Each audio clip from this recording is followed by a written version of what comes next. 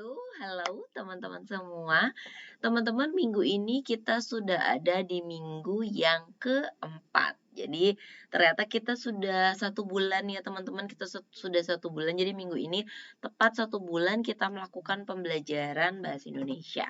Dan sama seperti minggu-minggu sebelumnya, di dalam 1 minggu itu kita membahas ada 2 topik ya. Jadi di topik yang pertama ini kita membahas, laras bahasa, oke. Bentar, ini mungkin belum kelihatan. Nah, kita membahas laras bahasa, teman-teman. Dan nanti setelah membahas laras bahasa itu, di topik yang kedua kita akan membahas lagi, tentang kosakata dan juga makna-makna katanya.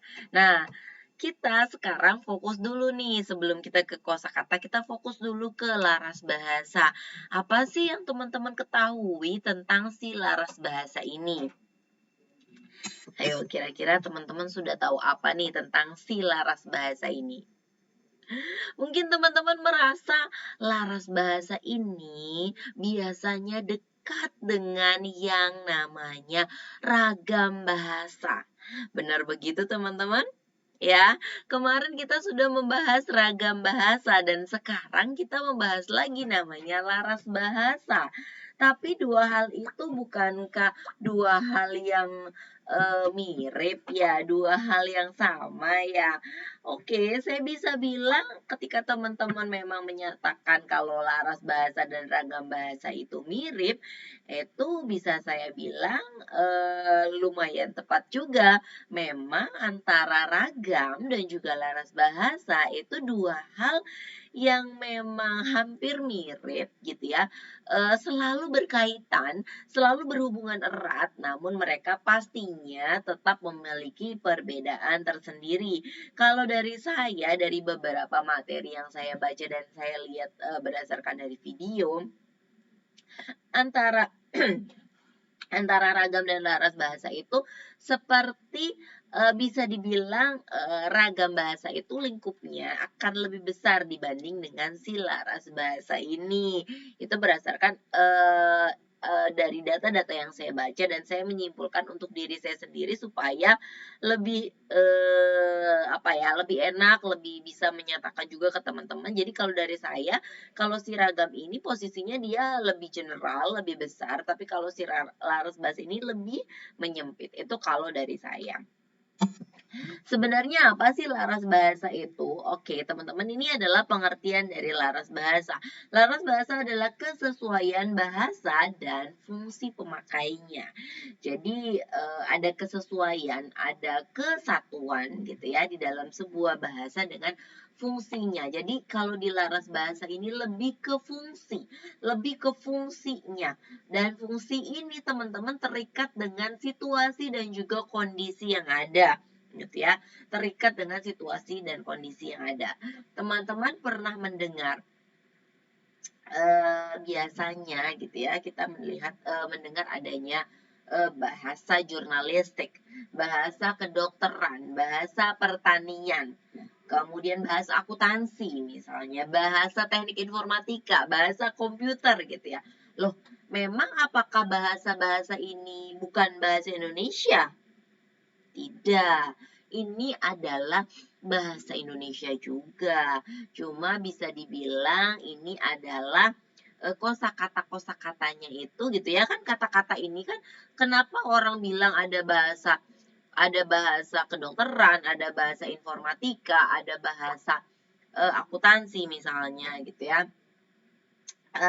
Ini kan muncul karena adanya kosakata-kosakata yang keluar gitu ya, kata-kata baru yang keluar dari yang disesuaikan. Nah, ini fungsinya ini berdasarkan fungsinya berdasarkan misalnya kita sedang berbicara, kita sedang berbincang, kita sedang menulis bahasa hukum gitu. Misalnya deh gampangnya, kita lagi ke dokter.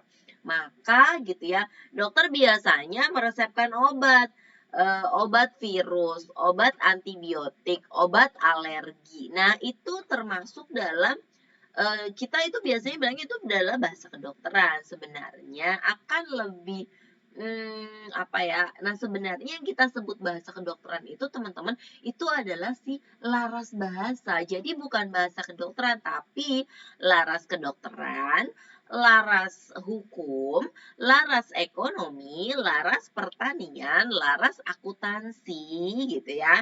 Jadi itu adalah bentuk laras bahasa, bukan bentuk bahasa kedokteran dan bahasa lain. Jadi mereka itu satu kesatuan, teman-teman. Satu kesatuan yaitu ya bahasa Indonesia semua, tapi gitu ya kan. Kalau bahasa Indonesia ini ada bagiannya ada sendiri-sendiri ya. Ada misalnya ragam bahasa kemarin gitu kan. Nah, terus di dalam apa namanya bahasa Indonesia ini ada misalnya sejarahnya. Nah, laras bahasa ini masuk ke dalam bahasa Indonesia. Laras bahasa ini masuk ke dalam bahasa Indonesia juga gitu. Nah, tadi berdasarkan fungsinya. Jadi ditentukan sedang apa namanya ditentukan dan berdasarkan situasinya lagi berbicara di mana nih gitu ya. Kalau misalnya kita lagi ngomongin masalah hukum, kita misalnya ada sesuatu yang berhubungan dengan hukum, misalnya datang ke pengadilan gitu, maka misalnya kita akan kenal adanya aduan, delik aduan gitu kan ya. Nah, itu adalah si laras bahasanya teman-teman ya. Jadi semoga teman-teman bisa memahami gitu ya sekarang laras bahasa itu sebenarnya apa. Mungkin sorry bukan mungkin, kalau dari saya laras bahasa itu lebih apa ya seperti lebih